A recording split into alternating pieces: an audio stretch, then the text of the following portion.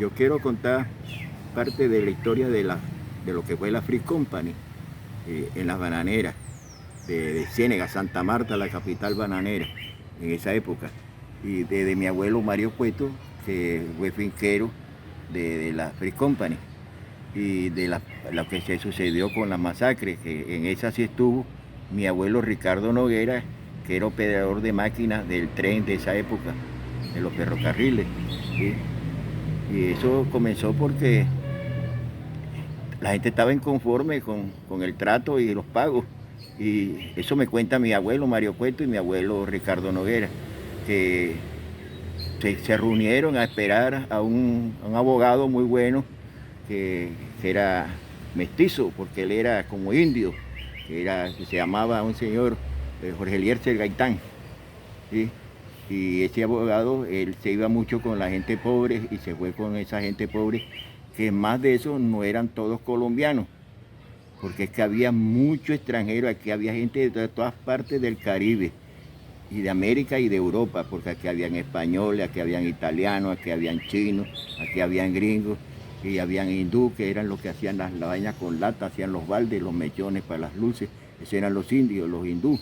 Y hubieran los jamaiquinos, las mujeres eran las mejores cocineras y los hombres eran los jardineros.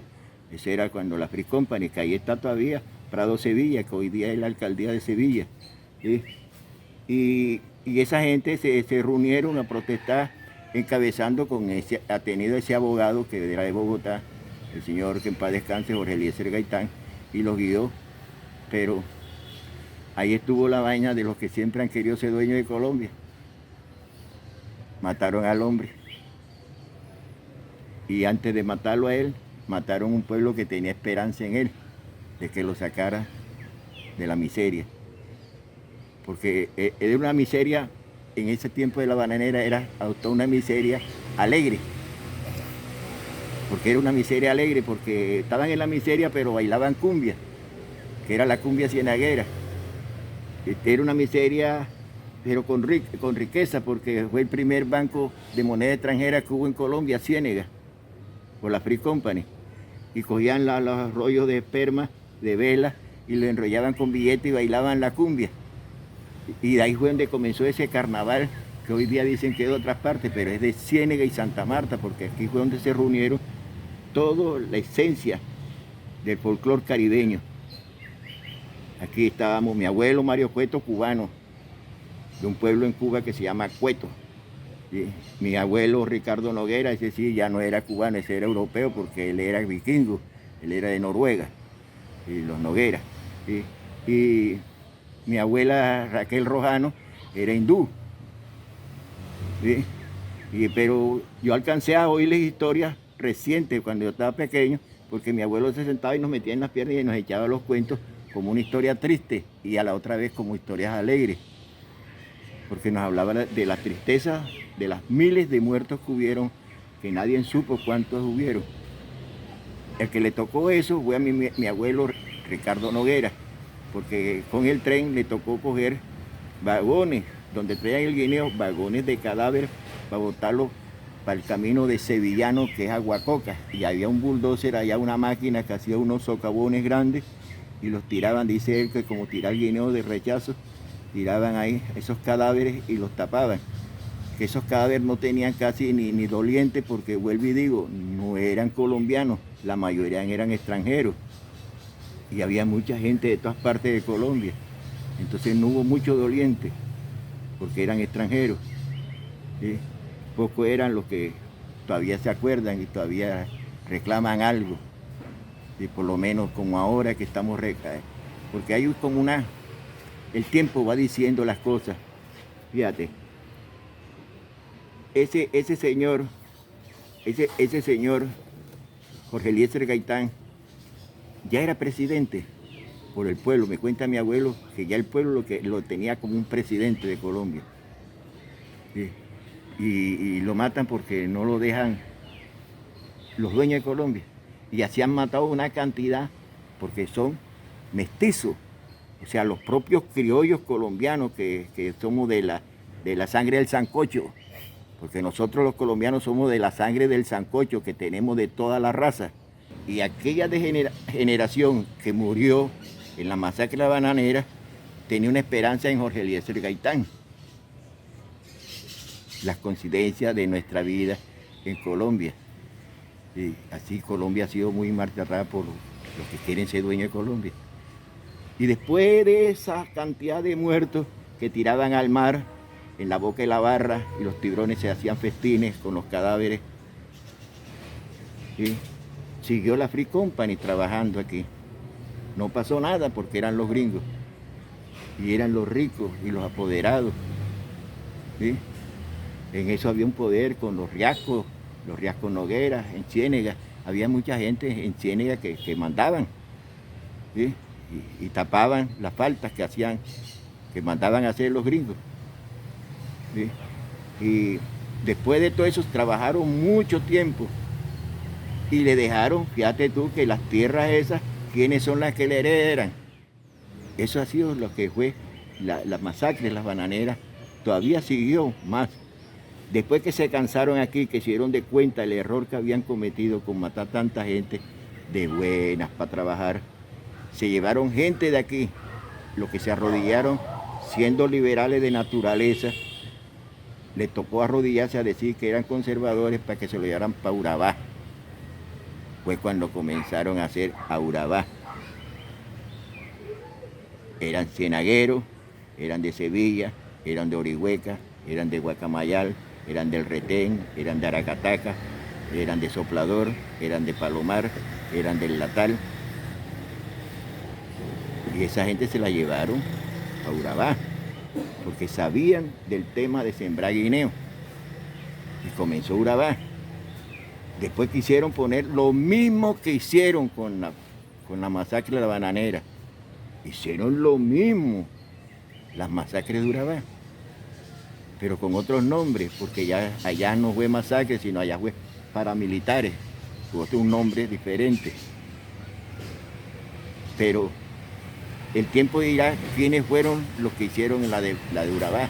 Esa sí yo no tengo quien me la cuente porque no tengo familia allá. Porque mi familia prácticamente quedó acá, en Ciénega. Mi abuelo Mario Cueto, después que vino, se acabó la Free Company, que después que se acabó la masacre de las bananeras, entonces vino, fue la otra guerra, la de los liberales y los conservadores. A nosotros nos atacaron la churlavita, porque nosotros que éramos chuberos, porque éramos liberales. No yo, porque yo estaba muy pequeño, pero mis abuelos, sí. Mi abuelo Mario Cueto tuvo que irse de Sevilla y dejó 2 fincas botadas que se adueñaron de ella los Dávila. La Toña y la Flor de la Canela. La Flor de la Canela era por mi abuela, que venía de la India y sembraban canela en la tierra que ella tenía allá. Y ella quería recordar su tierra y le puso el nombre a esa tierra, la Flor de la Canela. Y se fueron para Venezuela, con lo poquito que pudieron recoger del oro que le daban los pebos.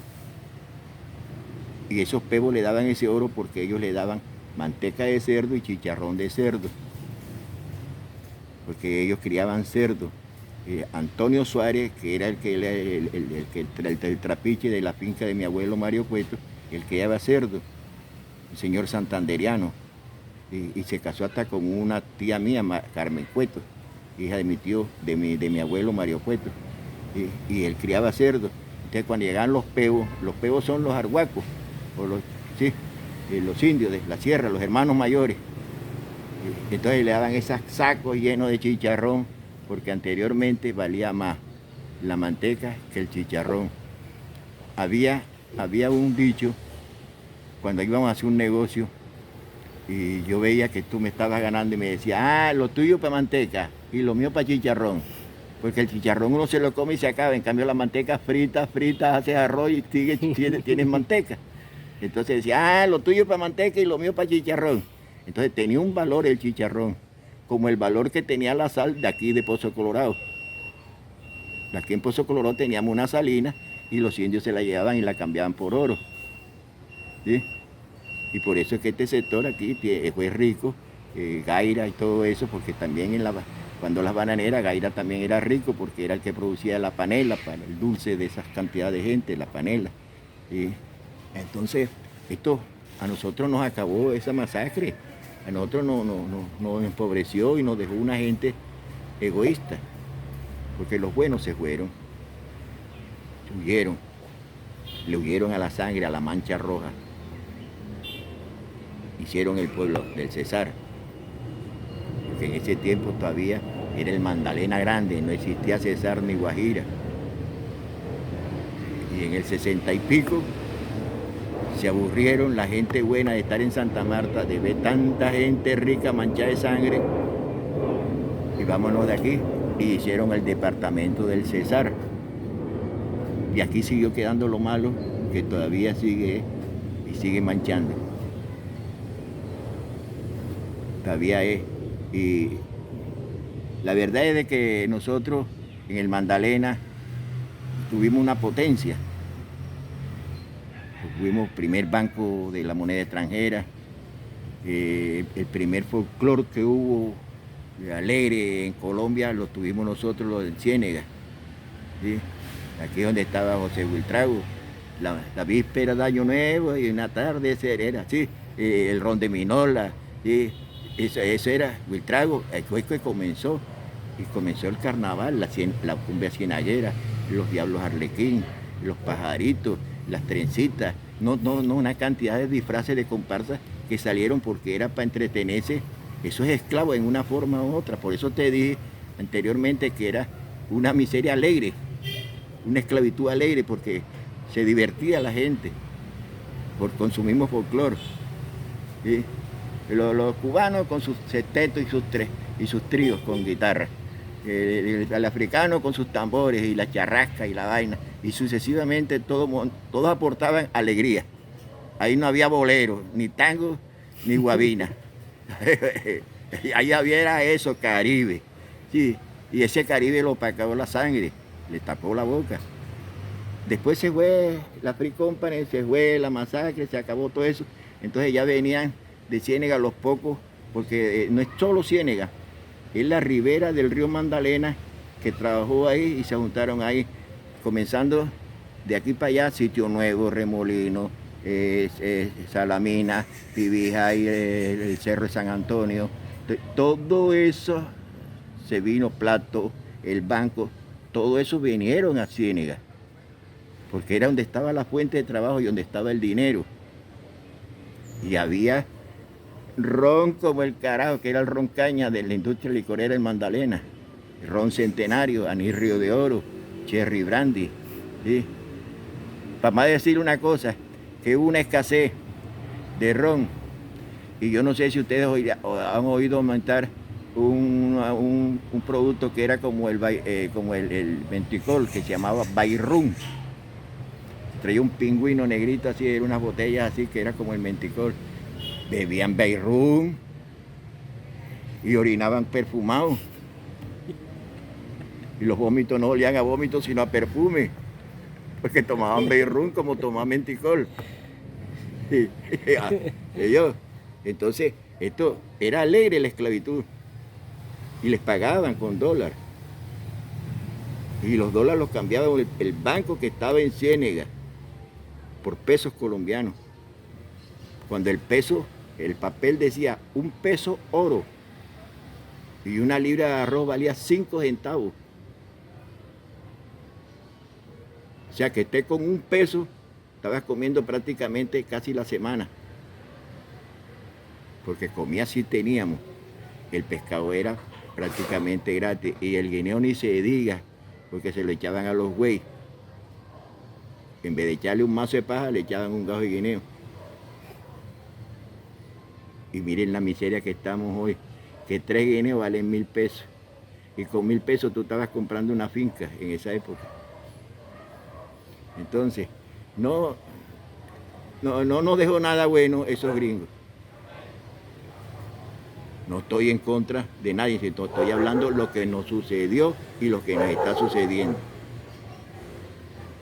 Y que nos puede volver a suceder, porque seguimos en la misma zozobra, que nos maten, que no nos dejen traer. Ahora mismo no podemos traer. Yo soy campesino, de descendencia de campesinos, mis abuelos campesinos, todo, yo no puedo ir al monte, porque me da temor de que me lleguen allá, tienes que darme tanto si no te vas. Entonces ve la tristeza de nosotros los colombianos.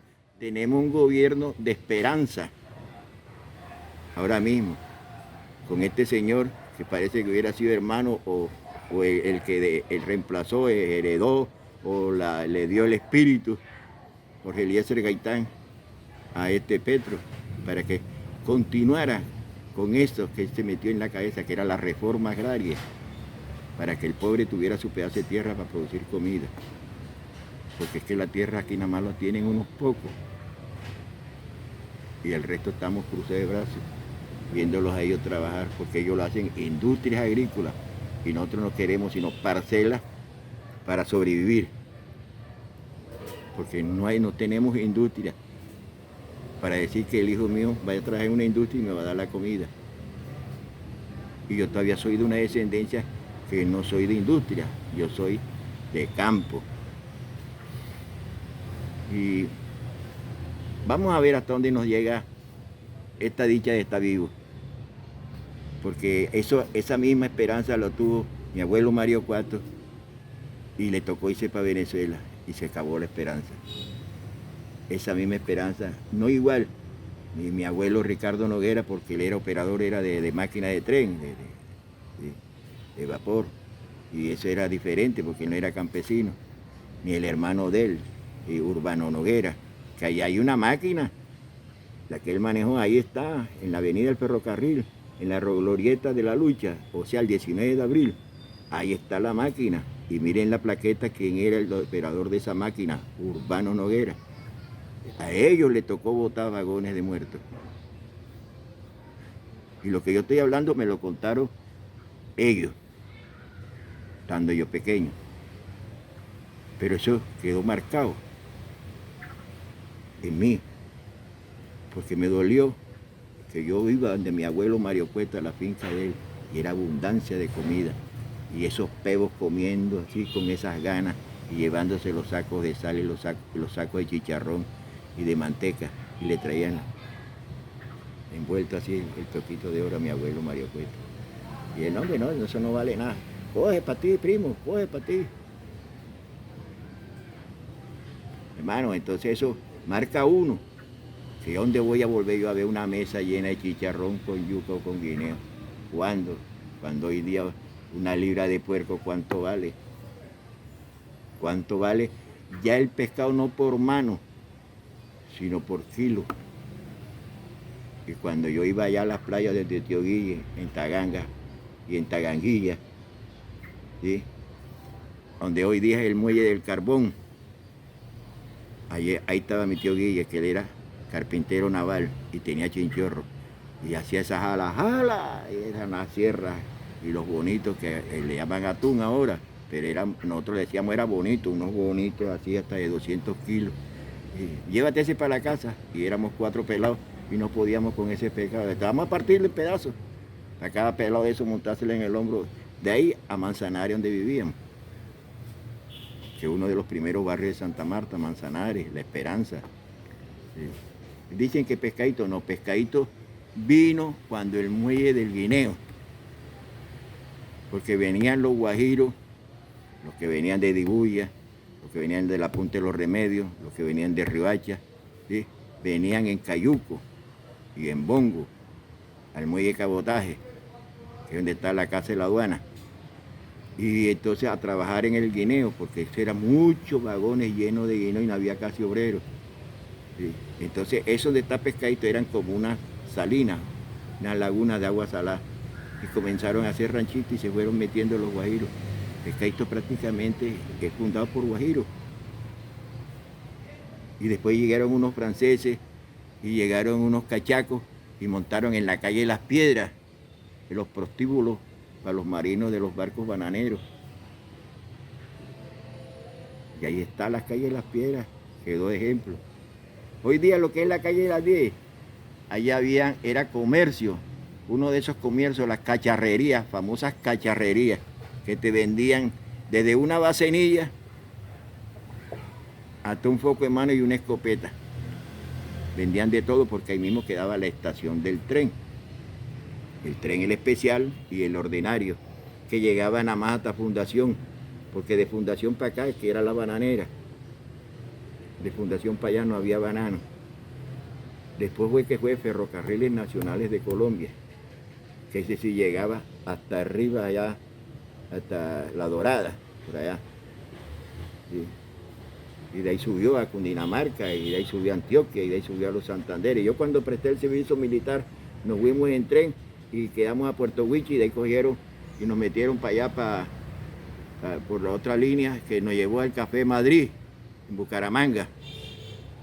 Y de Bucaramanga, del batallón número 14, Ricaute, nos mandaron al batallón número 13, García Rovira, en Pamplona, centro de instrucción.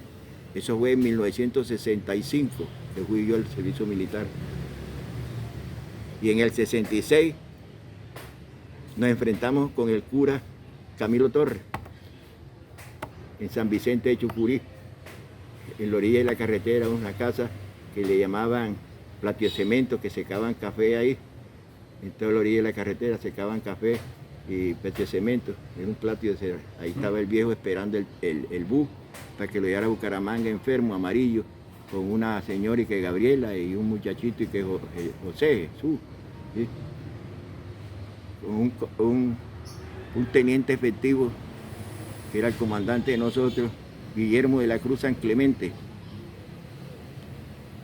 y un bayarino que era esposo de una señora de Aracataca. No, la Pricómpene a nosotros, qué carajo. Y todavía es. Vaya a la zona bananera y verá cómo corre la sangre. Porque cítate tú para ponerme yo. Este es el ambiente que le nace a uno como algo natural, que le pide el cuerpo, le pide a uno el alma de estar uno en la naturaleza. ¿Sí? Y hoy día lo tengo aquí, entre la ciudad puedo tener las matas de guineo porque ya no podemos ir a la bananera. Ya ese es de los ricos, ya ese es de la gente que se quedó con esas tierras. Los que promovieron las masacres. Sí. Ya nos toca a nosotros quedarnos en los patios de las casas.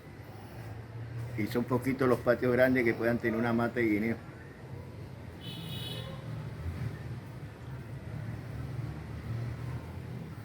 Hay mucho temor porque siempre, desde 1928 para acá, nos vienen metiendo terror.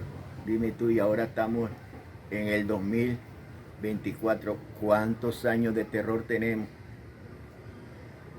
Hemos nacido en el terror. Tanto es así que nosotros acá, los del Magdalena, Guajira, Cesar, ¿sí? Que hoy día son Guajira y Cesar, antes era el Magdalena Grande, la provincia del Magdalena Grande, que llegaba allá hasta Río de Oro, hacia Barranca Bermeja, que en las casas de nosotros humildes se tenían 3 cuadros que eran sagrados, que había mujeres hasta que le pedían como pedirle a Dios. Era el cuadro de Jesucristo, el cuadro de Simón Bolívar y el de Jorge Eliezer Gaitán, porque era una esperanza de salvación para nosotros los pobres. Y eso hoy día no, ahora está Madonna.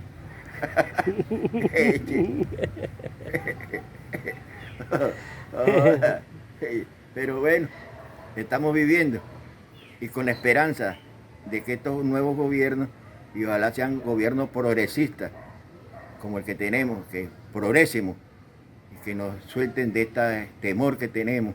Y ojalá esos que han hecho tanto terror se arrepientan y se metan en la línea de Jesucristo, carajo, y se arrepientan de tanta maldad que no, la riqueza no vale, eso no te lo vas a llevar en la tumba.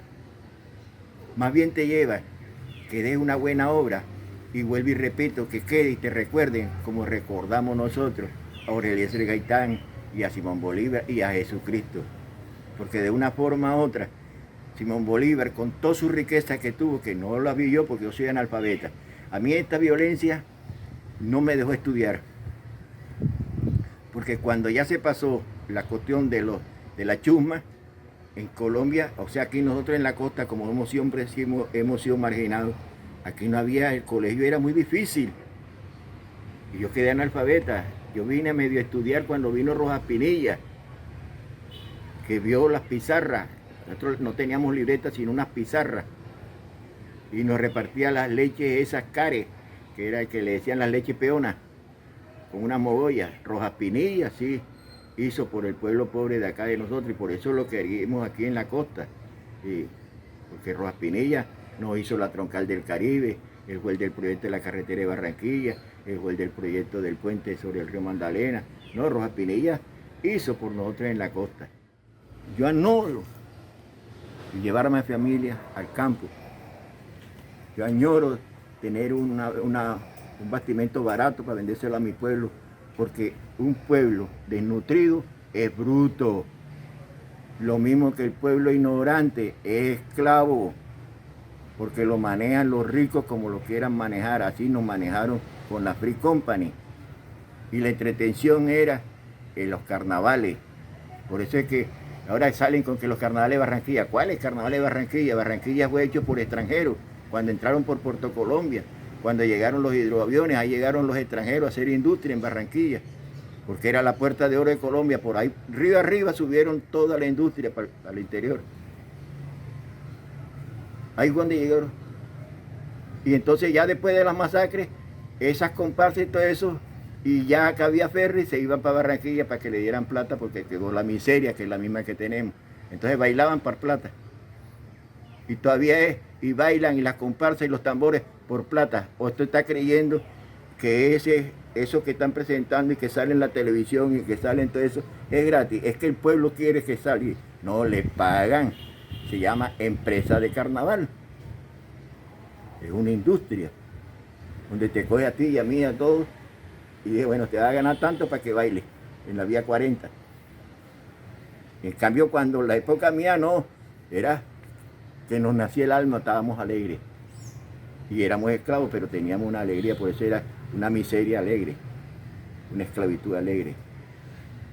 Ya hoy día no. Hoy es una esclavitud moderna. Mira, mi hermano, si nosotros en Colombia llegamos a salir de esta, somos potencia. Los que están hoy día en el poder, que ya no son presidentes, pero siguen en el poder por las riquezas que tienen, y tienen todas las empresas de ellos, y todo lo manipulan. Si ellos nos dejan una libertad, nosotros seremos potencia también, donde pasemos la necesidad que tenemos. Nosotros los colombianos no podemos juntar un peso para ir a pasear, porque no nos alcanza el sueldo, no nos alcanza ni para comer. Así estamos, de verdad, así estamos. Mira, aquí han habido bonanza, aquí hubo una bonanza del algodón.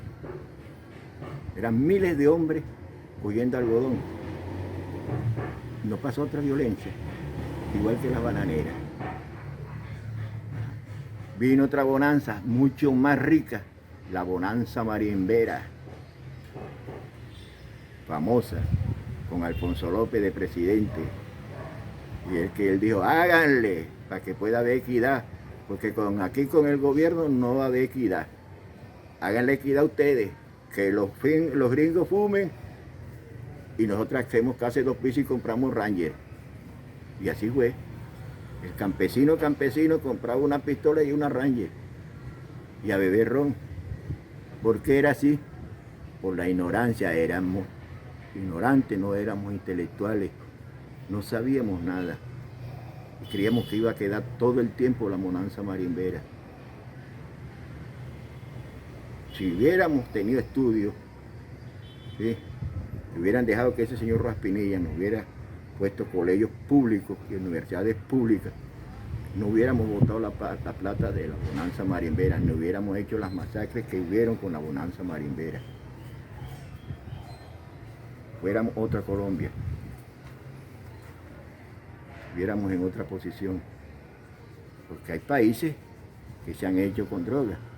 Ahora otra clase de droga, la blanca esa, pero esta fue una cosa natural, era como un vegetal, porque era una mata y se la sembraba cualquiera, y aparte de eso no teníamos limitación, porque el mismo policía se tiraba el saco en el hombro para cargar los barcos, el soldado se la tiraba para cargar los barcos, el concejal. Por última llegaron y sacaron a los pobres y se metieron los ricos de cabeza, que son los que siguen ahora con el otro negocio. Y ya nosotros estamos por fuera. Así que Colombia ha tenido muchas bonanzas y ha tenido muchas épocas de violencia. Lo mismo que las masacres bananeras. Lo mismo. La misma que las masacres que hubieron en Urabá. Y la misma del Canal de Panamá. No vaya a creer que solamente la masacre bananera, la del Canal de Panamá, sí, allá murieron de peste. ¿Y quienes dieron una pastilla? Sin esperar a que se murieran para no liquidarlo. Porque había que indemnizar una cantidad de gente de todas partes. Entonces mejor póngale una peste y se mueren y no pagamos a nadie. Así fue el Canal de Panamá. Y de esa cantidad de razas que vinieron a la Free, que trajo la Free Company, vinieron diferentes dialectos y diferentes costumbres. Y esas costumbres quedaron aquí en el Caribe. Quedaron como los dichos y los sobrenombres. El carepalo, el careburro, la momia. Ay, eran sobrenombres que le ponían a una man feo, momia. Ay, mamá, así, que una persona amiga que vivía en la misma cuadra de uno, cuadro, porque era de la cuadra de uno, o sea, de la manzana. Cuadro, mi llave. Aquí uno, por decir algo que le quiera decir a otro que no me gusta, que no me gustó eso, barro, mano, joda, barro, hiciste mal, eres barro. Hiciste mal, eres barro. Así, muchos sobrenombres que quedaron de esa época. Como también habían dialectos de africanos, que vino mucha gente africana como engu, no embrome, no jodas, no embrome, no brome, no embrome, engu, no me jodas. Sí. El marrón no le decían marrón, sino rapé. Al pelo liso no le decían pelo liso, sino chino. Lo mismo es con lo que le llaman a uno aquí salpicón. Salpicón de nosotros era el tibrón salado y eso era un salpicón. ¿Sí? Mechado con arroz de frijol, cabecita negra, es delicioso. No, ese no es el salpicón ahora. Ahora el salpicón es el tutti frutti. Que nosotros los italianos que vinieron aquí fueron los que nos enseñaron a hacer el tutti frutti, toda la fruta. Pero bueno, de una forma u otra, estamos con otras nuevas generaciones y estamos en un mundo, vuelve y juega el sancocho de raza. Ahí está. Ahora nos vinieron unos con unos dialectos, otros con otros dialectos, unos casi gringos, otros casi indios, otros casi españoles. Aquí no, aquí cada departamento es un país. Y eso es lo que nos tiene desunidos. Eso es lo que nos tiene desunidos. El país más marginado se llama Costa Caribe y la Costa Pacífica. Son los dos países más marginados en Colombia. El país de la Costa Caribe y el país de la Costa Pacífica. Esa gente del Chocó, como la gente del Magdalena, como la gente de La Guajira. Somos de otro país. Porque el país para ellos, los que tienen el poder, los dueños de Colombia, ya usted sabe cuáles son. No tengo que decirle mucho porque ya sabe cuáles son el único que tiene el poder. Porque los demás siempre han sido un marginado. Comenzamos a ser marginados desde esa época de las bananeras, de la época del algodón, de todas las épocas hemos sido los marginados nosotros. Ahora mismo y estamos marginados, porque hasta con los servicios públicos no los manejamos nosotros, sino ya no los manejan.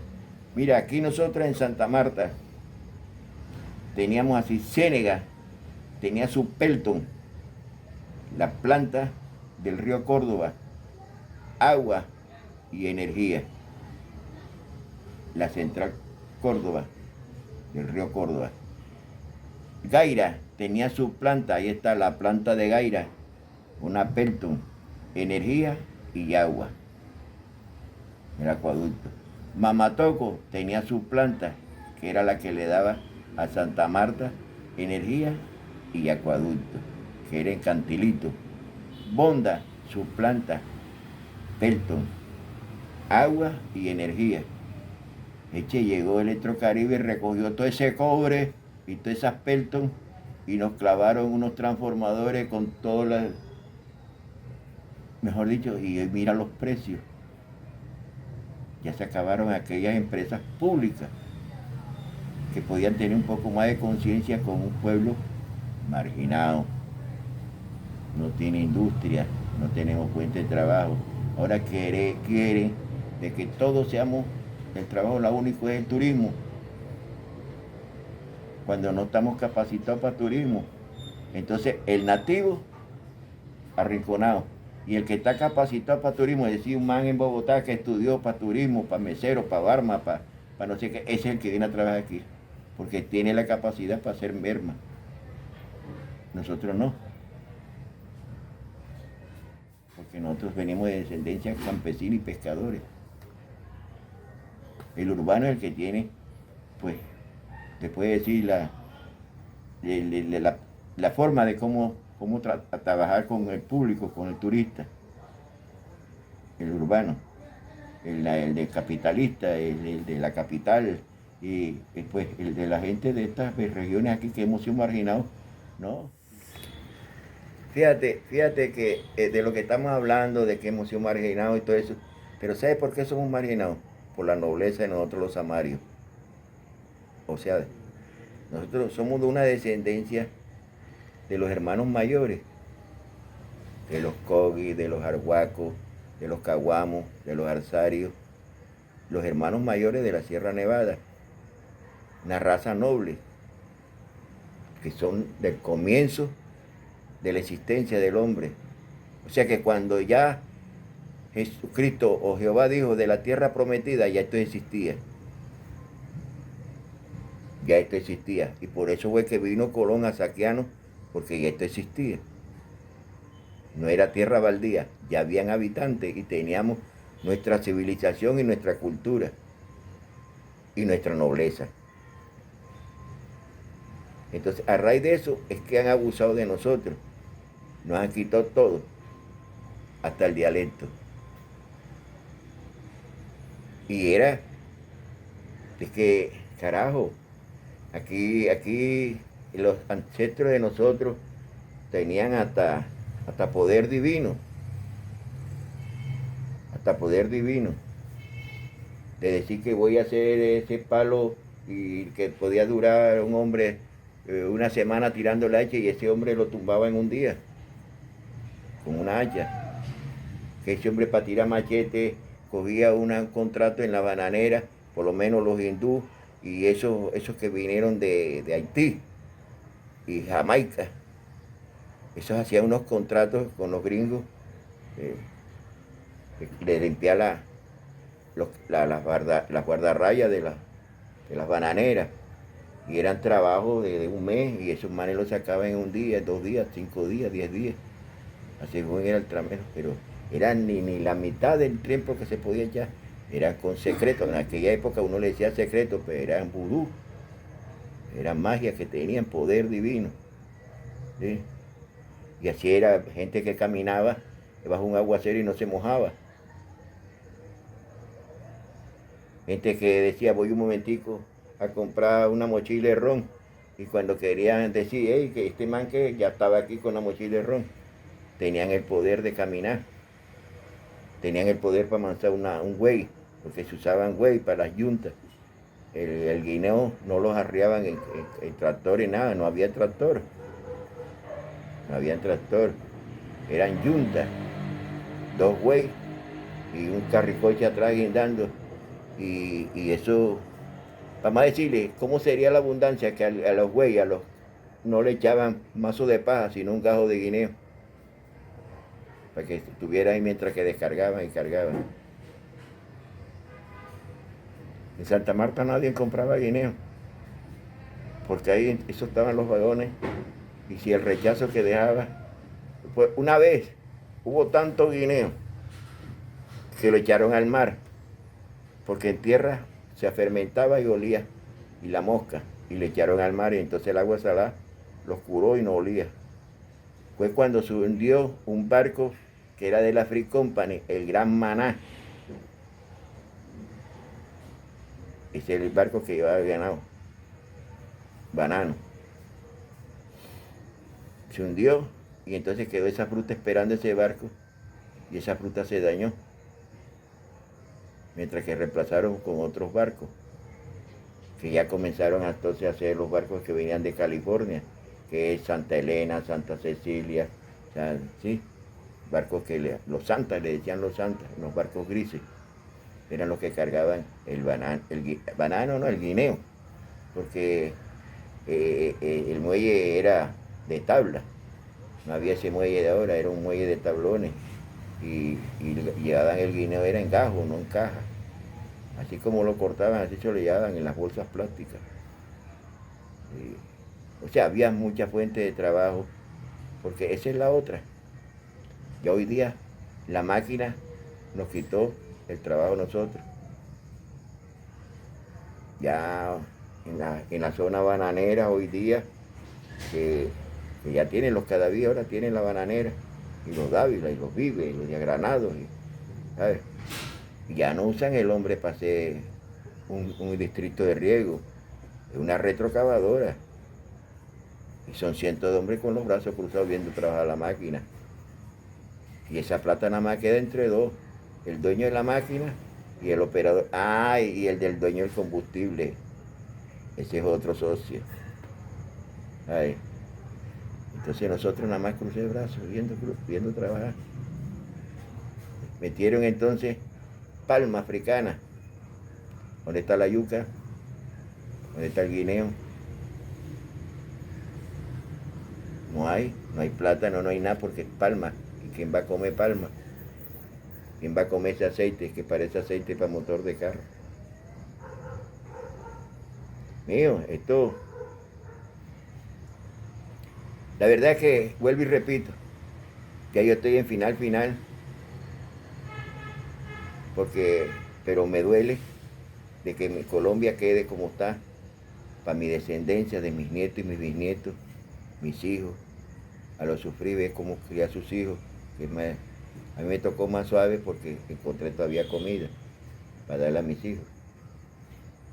Pero mis hijos no van a encontrar comida para darle a mis nietos. Y mis nietos no van a encontrar comida para darle a mis bisnietos. Y por esa razón es de que el hombre se está castrando para no ver sufrir sus hijos, porque no es, la está viendo maluca para levantar la comida. Porque las tierras están en manos de poca gente. Y esa poca gente no está sembrando comida. Y si siembra comida es para llevársela para otro lado. Porque aquí no queda. Que me recuerda, pues no joda, no lo conocí así, pero sí me recuerdan de que era un gran hombre, Jorge Eliezer Gaitán, que iba defendiendo a los pobres. Me recuerda ese de Simón Bolívar, que defendiendo a los pobres. Sí. El mismo Rojas Pinilla, que ese sí lo conocí, y un barrio en Santa Marta que se llama María Eugenia, y se ahogó, y buceamos, y no sé qué, esa año se llenó de agua. María Eugenia, sí, y tenemos el recuerdo ahí de Rojas Pinilla, María Eugenia. Pero el que jodió a Rojas Pinilla hizo un pedazo de carretera del Chiruma a Baja María Eugenia que se llama la Avenida Pastrana. El que se mete por ahí se vuelve lana, porque se mata, porque esa vaina así para una vaina hecha a los coñazos para que solamente le pusieran el nombre de él. Porque no hizo nada bueno. Eso fue lo que hicieron bueno en Santa Marta. Y dan los impuestos y todas las mollejas que nos han clavado. No, mi hermano. Yo no sé, pero gracias a Dios estoy tirado en esta hamaca y todavía me como mi guineo y mi pescado. pero estoy las viendo maluca para mis hijos que le den a los hijos de ellos. No se ha acabado todavía la masacre. Mire, la Ciénega Grande de Santa Marta, que es la Ciénega Grande de Colombia, que es prácticamente es el hospital de maternidad de los peces, donde llegan a desovar los peces. Fíjese la masacre que están haciendo los dueños de esas tierras que eran de la Free Company, que ahora son de los ricos de Santa Marta. Le cortan el agua en los ríos para regar sus cultivos de palma y no le entra agua dulce a la ciénega. Y si no tiene el agua dulce la ciénega, el alevino que nace, el pescadito que pare, el pescado grande, se muere. Entonces llegaron y trajeron ellos una variedad de pescado, que tilapia negra, mojarra negra, depredadores. En la Ciénega Grande se está acabando todo, porque el huevo de esos peces que desoban allá se los come ese pez raro que trajeron ellos, una mojarra negra que es depredadora.